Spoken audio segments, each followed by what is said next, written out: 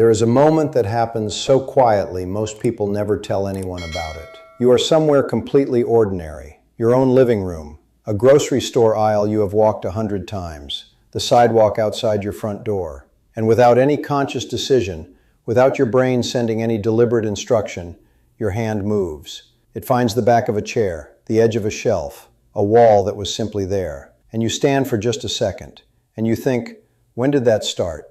Not frightened, not in pain, just aware for one quiet moment that something has shifted, that your body is navigating the world slightly differently than it used to. And then you move on because the moment passes, because it seems too small to mention, because there are 1,000 other things to think about. I need you to hold on to that moment.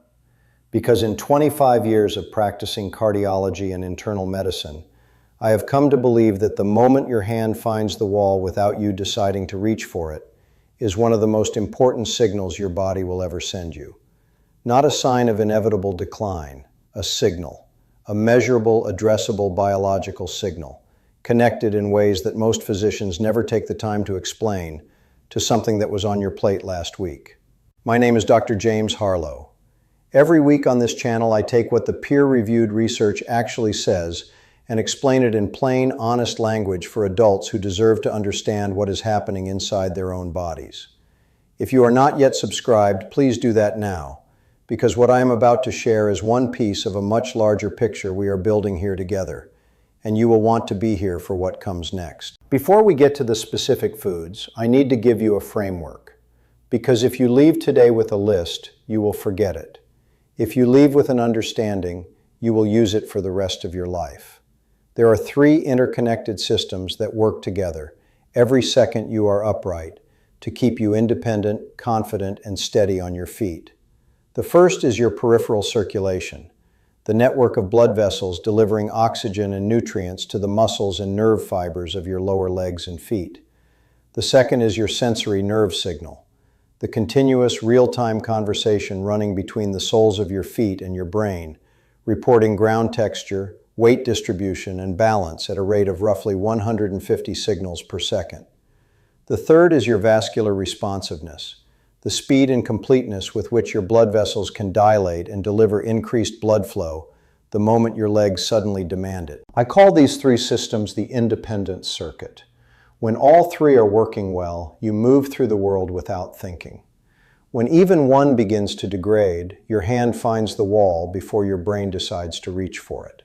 Every food in this video connects directly to one or more links in that circuit. Keep that framework as we go. By the end, you will not have a list to memorize. You will have an understanding that makes the right choices feel like logic rather than discipline. And I will tell you right now, at the very end of this video, I am going to share something about a nutrient your doctor has almost certainly recommended to you, and a process happening inside your arteries right now that directly contradicts the reason you were told to take it. This is not a tease, it is a promise. Everything we cover today builds toward that moment. Do not leave before we get there.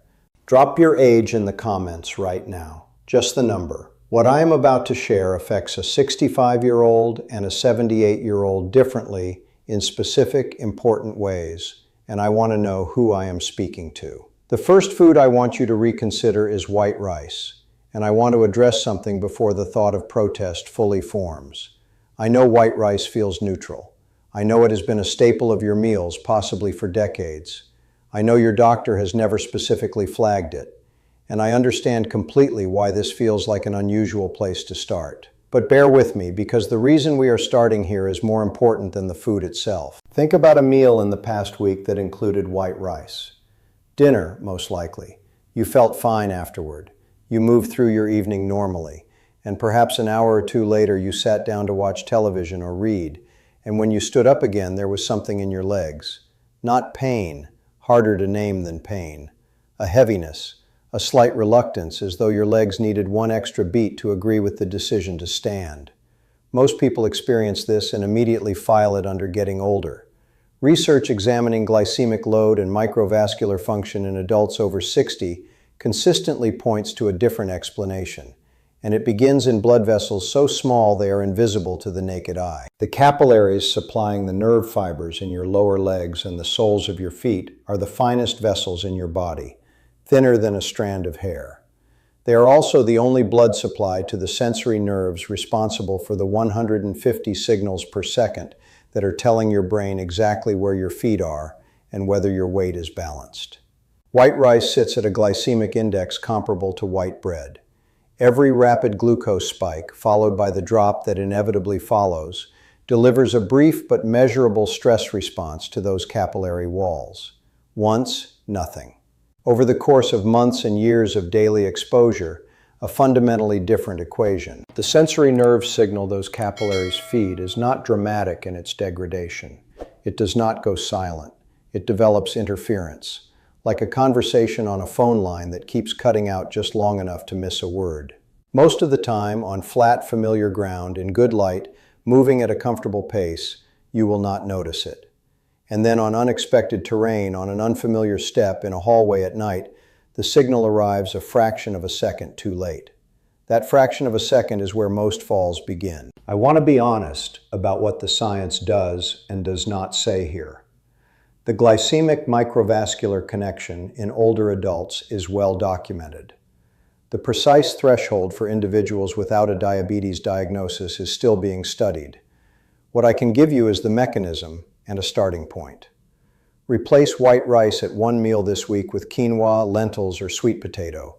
These alternatives release glucose slowly and steadily. No spike, no drop, which means no repeated vascular stress on the capillaries feeding the nerves that are keeping you upright right now. Track how your legs feel over 2 weeks. You will notice the difference before any blood test could measure it.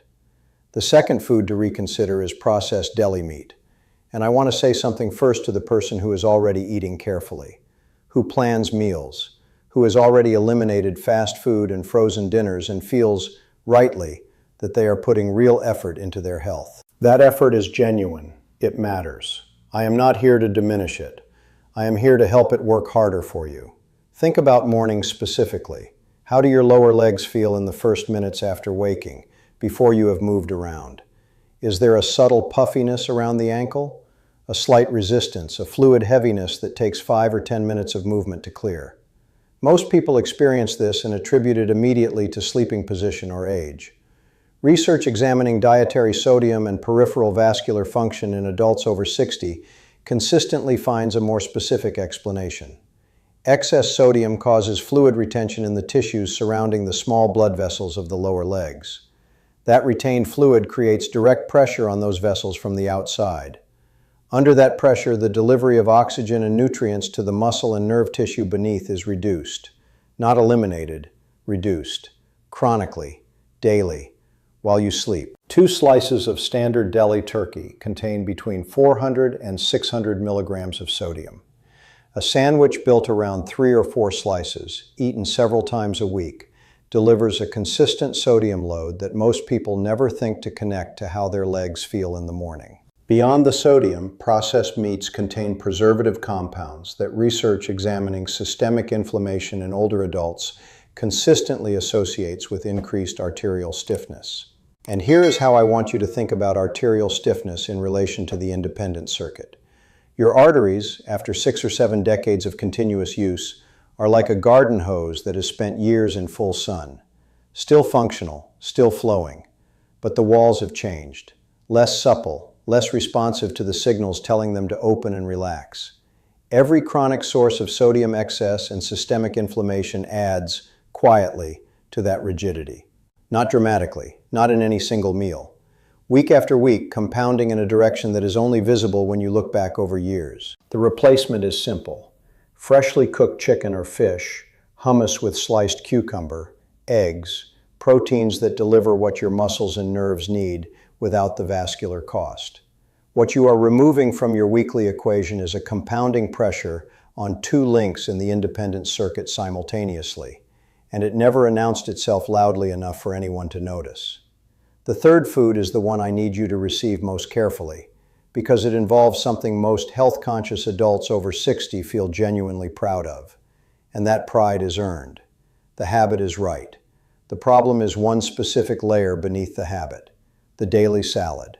More precisely, the daily salad built on a foundation of iceberg lettuce, made every day with real care as part of a genuine commitment to health. Before I explain, I want to ask you something honestly. Think about how long you have maintained this habit. A year, perhaps 5 years, possibly a decade of consistent daily salads. And then ask yourself, has anything measurably changed? Are your legs stronger than they were 5 years ago? Is your balance more certain on uneven ground? Are nighttime leg cramps less frequent than they were 2 years ago? If the answer is that things have not noticeably improved, the daily salad is not the cause, but it may be part of why other efforts have not fully delivered on their promise. Iceberg lettuce is 96% water, not 60%, not 80%, 96%. It contains almost no magnesium, almost no folate, almost no vitamin K, almost no lutein. Every bowl of iceberg lettuce is a bowl of dark leafy greens that you did not eat. Researchers call this nutrient displacement, and in a body over 60, where the efficiency of nutrient absorption has already declined meaningfully, displacement becomes deprivation faster than most people realize. Here is what that quiet daily deprivation is costing the independent circuit. Magnesium deficiency is among the most consistently underdiagnosed nutritional deficiencies in adults over 65. Research connecting low magnesium to nighttime leg cramps, reduced muscle contractile force, disrupted sleep architecture, and elevated resting blood pressure is extensive and spans multiple independent research groups. Low folate elevates a compound called homocysteine, which multiple studies associate with damage to the inner lining of arterial walls and measurably slowed cognitive processing speed. And vitamin K. I am going to come back to vitamin K at the end of this video because the full explanation of what it does and what happens in its absence is the promise I made you at the beginning. We are almost there. The substitution requires one motion. Spinach, arugula, or romaine as the base. Everything else in your salad, the vegetables you add, the protein, the olive oil and lemon you dress it with, stays exactly the same. The discipline you have built, the daily consistency, the commitment, all of it remains. You are replacing only the foundation with something capable of actually supporting the circuit you are trying to protect. That is not a criticism of what you have been doing. It is the most respectful acknowledgement I can offer someone who has already been showing up every day. Has your doctor ever explained specifically what vitamin K does for your arteries? Type yes or no in the comments. I read every single one, and I suspect I already know what most of you will write. Now, the 3 foods that actively rebuild what the others have been quietly breaking. The first is beets. I want to start with something specific before I give you the science. Think about the last time you stood up quickly, from a low couch perhaps, or in the middle of the night, and for just 1 second something happened. Your vision blurred slightly at the edges. Your legs felt briefly hollow beneath you. Just a second. Then it passed. You moved on without mentioning it. That moment has a precise physiological mechanism. The inner lining of your blood vessels, the endothelium, produces a molecule called nitric oxide that functions as a relaxation signal to the smooth muscle wrapped around those vessels. When nitric oxide is released, those muscles receive the instruction to open, to dilate, to allow more blood through. When you are young, this system responds almost instantaneously to any demand for increased blood flow.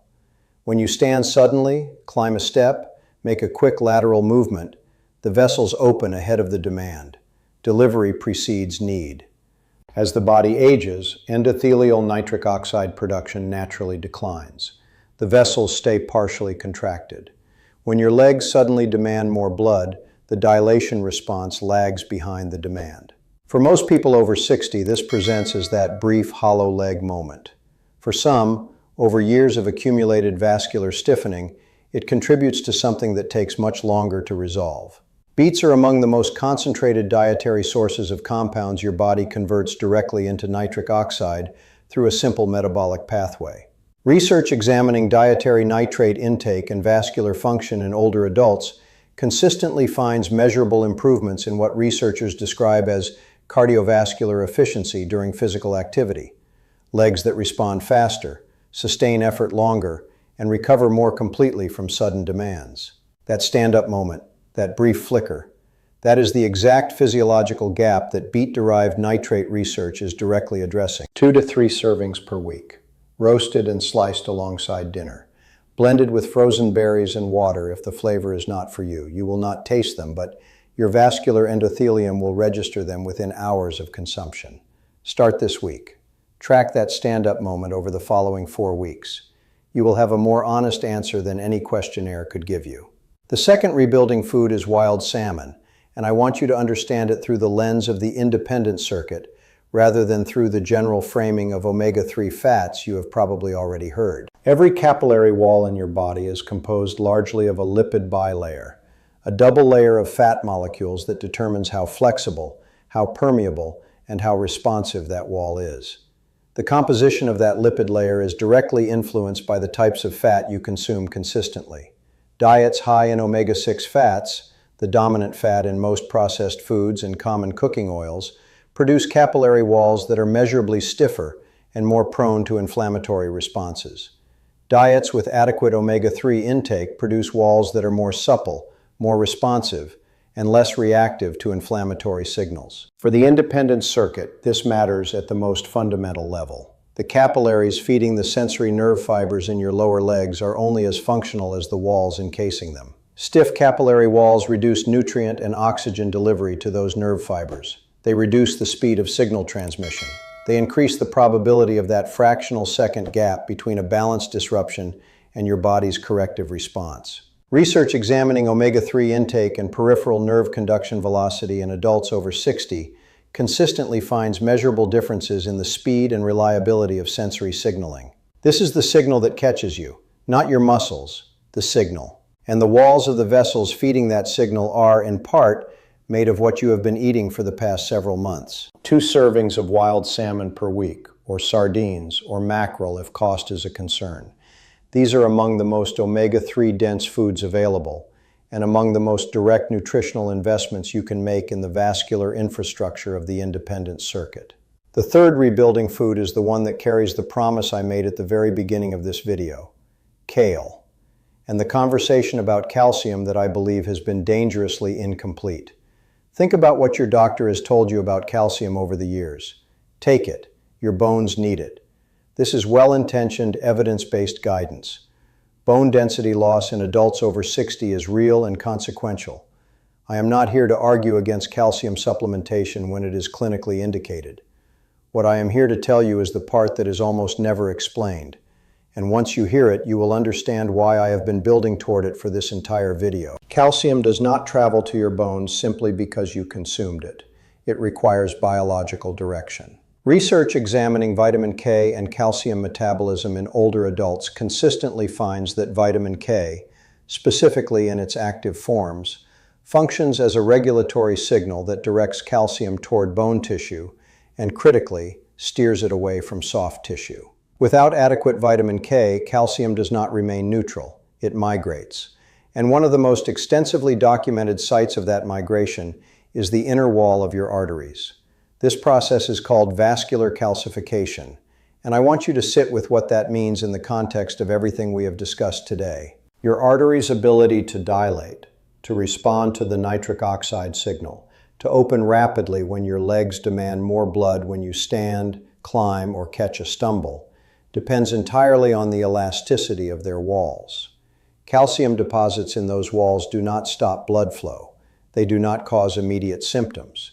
What they do, slowly and silently over years, is reduce the ability of those walls to flex and respond. The vessels are still there, still open, but their capacity to be partners in your movement, to dilate quickly enough to prevent that hollow leg moment, to deliver blood fast enough when the independent circuit needs it most, is quietly diminishing. Now I want to say the sentence that is genuinely difficult to say. If you have been taking calcium supplements for years, as millions of adults over 60 have been correctly advised to do, without adequate vitamin K to direct that calcium away from your arterial walls, the supplement your doctor recommended for your bones may be simultaneously contributing to the arterial stiffening that is degrading the independent circuit. I want to be completely transparent about what the research does and does not establish here. The mechanism, vitamin K's role in preventing soft tissue calcification through the activation of specific proteins, is documented across multiple independent research groups and is not scientifically contested. The clinical implications for supplementation protocols are still being actively studied.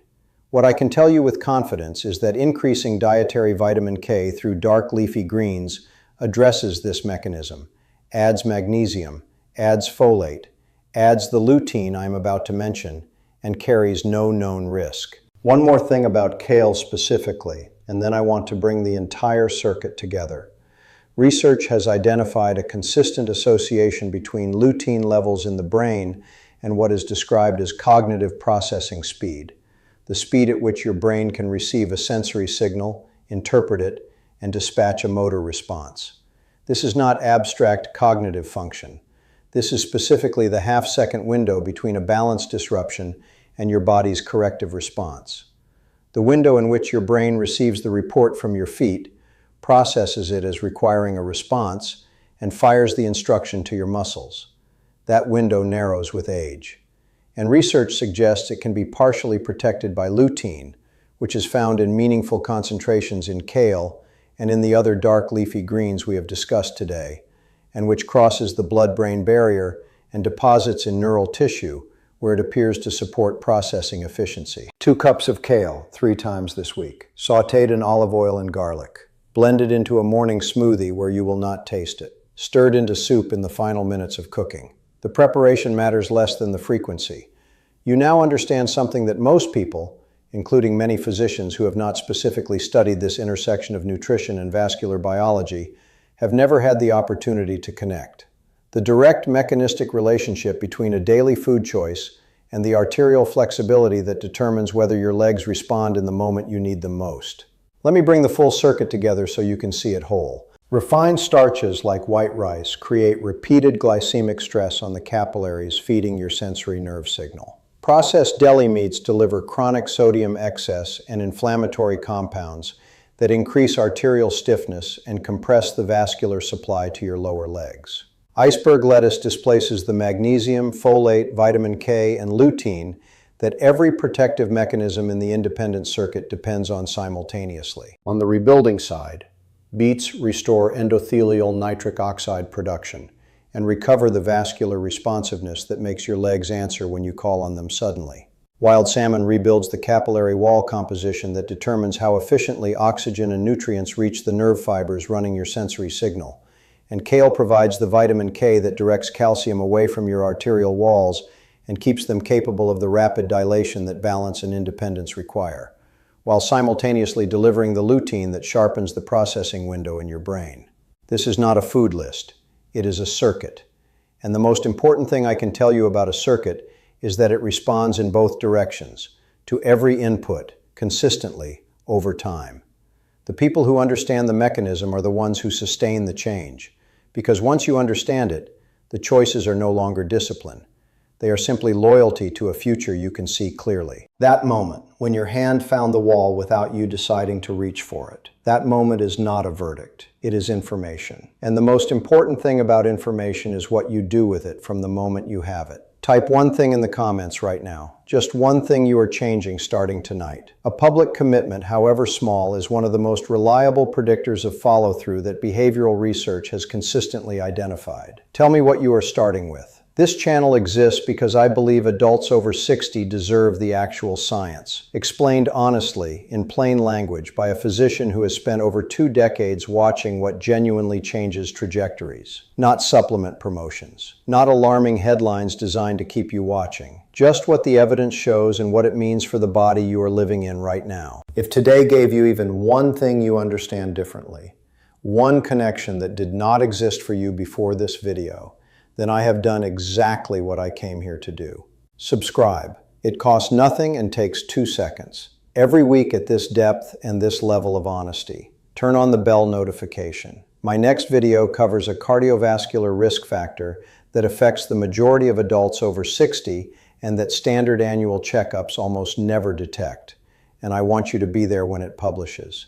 Think of one person in your life, a parent, a sibling, a friend, who has never had the independent circuit explained to them. Share this video with them today. It may be the most useful health conversation they have all year. I am Dr. James Harlow. The science is on your side. Take care of yourself tonight. I will see you next week.